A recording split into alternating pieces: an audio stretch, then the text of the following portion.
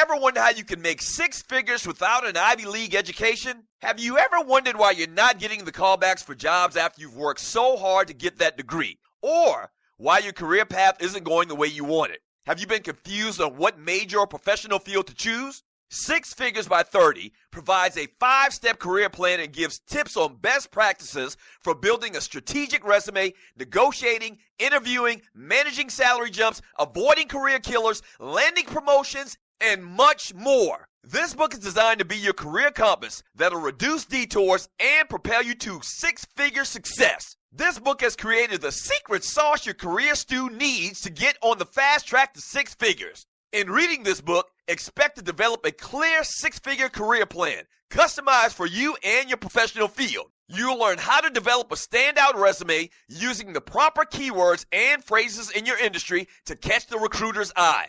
You'll also learn ways to navigate salary increases, interview do's and don'ts, managing your brand, navigating job or career changes, and much more. Why gamble with no plan?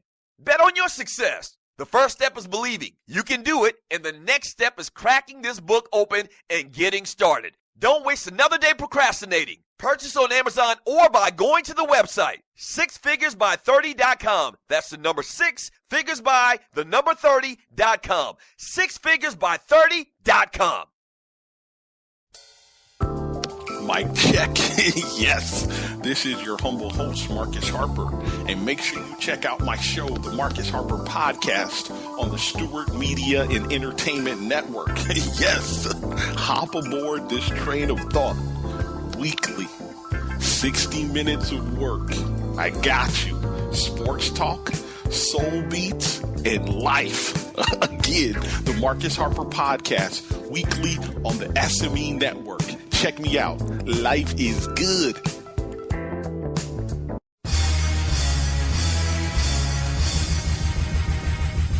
Welcome back to the Doug Stewart Show.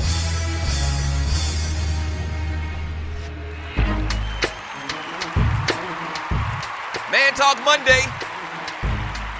Ballas, Bustas, Game Balls, Goats. Ball award to Mark Richt, man, the new head coach of the Miami Hurricanes, as they get a big win to start his tenure there as head coach of the Hurricanes, 35-21. They beat Georgia Tech this past weekend. I know. I'm always in the middle of this thing kind of because I'm a Hurricane fan from way back, and then my brother has this relationship. Obviously went to Georgia Tech, played for Georgia Tech. I live in Atlanta, so real tough loss for Georgia Tech. Simply put, I watched most of this game. Simply put, Miami has better athletes, better football players than Georgia Tech. It's as simple as that. Yeah. Justin Thomas passes 11 times, or 19 times, completes 11 passes for 94 yards.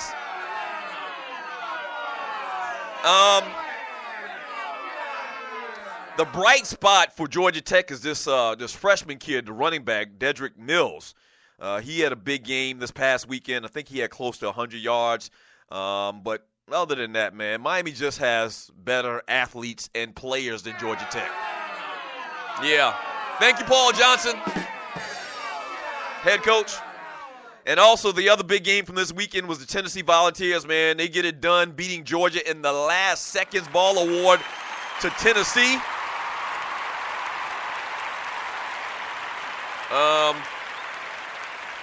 Jawan Jennings hauled in a 43-yard pass from Joshua Dobbs on the final play, leaving the number 11 Tennessee Volunteers with a stunning 34-31 victory over number 25 Georgia after the Bulldogs appeared to win the game. Real tough loss, but let me just say this, and I know we got a lot of Georgia fans that listen to the show, obviously, but Georgia is not that good of a football team. Georgia got absolutely destroyed by Ole Miss just a week before, and the fact that Georgia was in position to win this game against Tennessee might be the most overrated, the luckiest 5-0 team that I've ever seen in my life. In my absolute life. They are not a good football team. If you're a Volunteer fan, don't get happy. Don't do it. Yeah. If you're a good team, you're supposed to kick Georgia's ass because Georgia is struggling this year. let's just be honest. They got the rookie quarterback, the freshman quarterback. They got a young team. They got a lot of holes, okay? If you saw them once again a week before take on Ole Miss, you would know that Georgia's not that good of a team. And the fact that Georgia was in position to win that game, should have won that game outside of a miracle play, hold your horses, Tennessee fans, if you think that you really, really are back. Me no think so.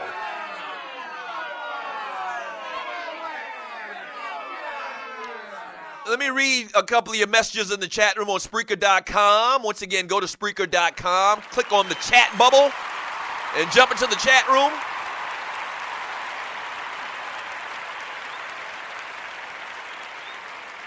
From Clay Rise Up Davis in the chat room on Spreaker.com. Clay says, I told Thorny is one of the listeners to the show in the chat room. He says, I told Thorny UGA has the Herschel Walker curse. I don't know about all of that. Speaking of which, I just thought about it, and I know I'm kind of going outside of what we were just talking about, but we had a great week in DraftKings this past week. We had 25 players. I'll give the results tomorrow, and we'll talk about the winners and people that won money. But if you want to get in this week's DraftKings, email me at Doug@theDougStewartShow.com. Just put DraftKings in the subject line, and we'll send you an invite. It's a private league. It's only for listeners to the Doug Stewart Show. $5 entry in the top 3 finishers get paid, okay? So we're going up to 30 people this week, okay? We're going up to 30 people this week in the Doug Stewart Show DraftKings Weekly Fantasy Football League /Challenge. All right, so if you want to get down, and I'm starting early this week, email me at Doug@theDougStewartShow.com. We'll send you an invite, all right? I'm sorry, I would have forgot if I didn't do it just now.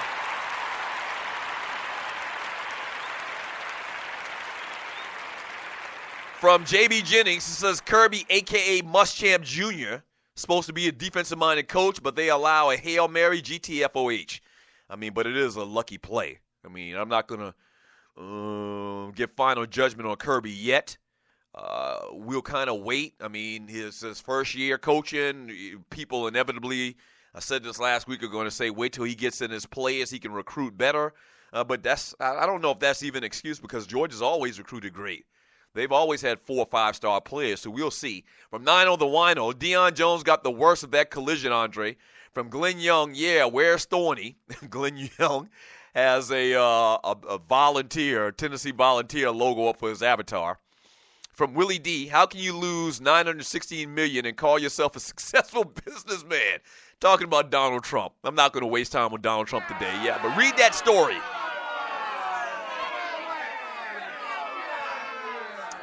From J.B. Jennings, UGA thought they had a young Nick Saban. Instead, they have Will Muschamp Jr. How in the hell they lose that game? I'm going to save judgment on that as well, on Kirby. From Clay Rise Up Davis, Mark Richt kind of owns Georgia Tech. I think he's 24-5 versus them.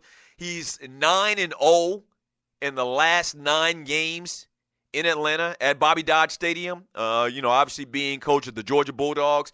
And now the Miami Hurricanes, 9 in a row in Atlanta. Yeah, Mark Richt owns Georgia Tech. From Loose Neck Side in the chat room on Spreaker.com, wild weekend, Falcon fans yelled, rise up, and the Falcons actually did. Living in a time festival. Yeah. And listen, I said it on, we changed the name of the show today, the title of the show today.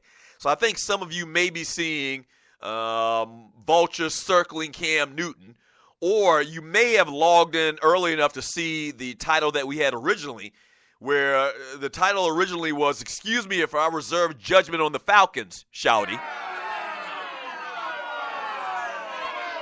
I know. And let me tell you why I say that. If you're not from Atlanta, you don't understand, the Falcons. The Falcons have done this many, many times before. As a matter of fact, the Falcons did this last year. I mean, just last year. Remember they started out 6-1 and ended up, 8-8 on the year? So I've been here 20-plus years. I think this is my 21st year in Atlanta. I'm happy. It looks very good. But we have said this, and we've seen this many, many times before. I'm going to wait till about week 13, week 14, week 15 before I say that the Atlanta Falcons are the real deal. Okay, because last year I got sucked into that whole thing, that great start they had, and then they ended up actually sucking. They sucked. So I'm going to wait. I'm going to wait. From J.B. Jennings, I disagree, Rel. Ain't too many wide receivers of Dez's caliber. Trade Romo. Yeah, the problem with Romo is he's old, decrepit. He got a broken back. He needs a bacchiotomy. Who's going to trade for Romo? I mean, maybe they could trade him, but they'd have to pay like part of his salary. They'd have to give up a bunch of picks and all type of stuff. I don't see that happening. From Sluggo, he says, Andre, he was back at the crib trying to show us and got that wood up on his ass. I don't know what he's talking about. In the chat room from Jarvis J. Sandman, do they put the money back on the card? Bovado B on BS. I don't know what you're talking about. From Rel B. Intern Scott, if Dallas wants to trade someone, it should be Dez Bryant. You can always get another young stud at receiver, a healthy one. I don't know, but Dez is nice. Dez is that player. Dez does seem to have little nagging injuries really ever since he's gotten to the NFL. Whether it be a hamstring here, a broken bone here, he's tough as nails playing with that fracture last week. But they're not going to trade Dez Bryant. The Cowboys, and I hate to say this because I guess you could call me a Cowboy hater, the Cowboys got their new big three. They do. With Ezekiel Elliott, who had a phenomenal game, we'll talk more about what he did this weekend. With Ezekiel Elliott and Dak Prescott and Dez Bryant, I mean, that just screams Roger Staubach, Tony Dorsett, and Drew Pearson. That just screams Troy Aikman, Emmitt Smith, and Michael Irvin. Yeah, they got their new big three. Ball award to them. They did it, finally. They lucked up into it. I mean, let's be honest. They lucked up into it, all right, and, being bad enough to be in position to draft Ezekiel Elliott as high as they did, who, once again, looked phenomenal this weekend, has looked phenomenal the last couple of weeks, and finished bad enough where they could draft Dez Bryant early, and they lucked up on Dak Prescott. And I think it's safe to say that Dak Prescott is the real deal. So the freaking Cowboys lucked up into a new big three. They did. Damn! From Chucktown Frank, and I hate the Cowboys more than I hate UGA and black licorice. Damn. You hate the Cowboys more than you hate black licorice? Damn. From Redland Kirk, them boys new big three. Yes, sir. Oh, man. He's got this big-ass Dallas Cowboys avatar. From Andre Elam, Zeke is nice. Damn, he run hard. He run hard. He run downhill. He reads his blocks well. Oh, add on top of that, man, they got a great offensive line. He's going to be good for the next couple of years, man. I mean, it's scary. It's scary. The Cowboys are 3-1. You remember this is the scenario I talked about and how you couldn't give Tony Romo his job back. If the Cowboys won the majority of their games and Dak Prescott looked good, and to say he looked good or he looks good is an understatement. He looks phenomenal. Like, I really haven't seen him make a bad throw this entire year. I have not seen this ninja make one bad throw this entire year. You cannot stop this train, okay, and put in Tony Romo, and put Dak Prescott back on the bench. You can't do it. And I know Jerry's saying all of the right things. They got all this money invested in Tony Romo, and he probably doesn't want to do it because he loves Tony Romo, but he has to do it. He has to do it. And I don't think a Cowboy fan is going to be mad about it. I don't think there's one Dallas Cowboy fan that'll bat an eye if they keep Dak Prescott as the quarterback. I mean, let's be real about it. Tony Romo has sucked for a long time. He's played better over the last couple of years. He hasn't lost as many games as he did, a couple of years back.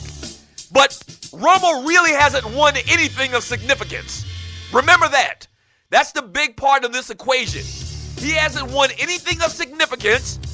Oh, yeah, he's old and decrepit and gets hurt every other game. And you got a young stud at quarterback that hasn't made a bad throw all year long. You have to keep Dak Prescott as your quarterback. We'll be back in 3 minutes. The Doug Stewart Show.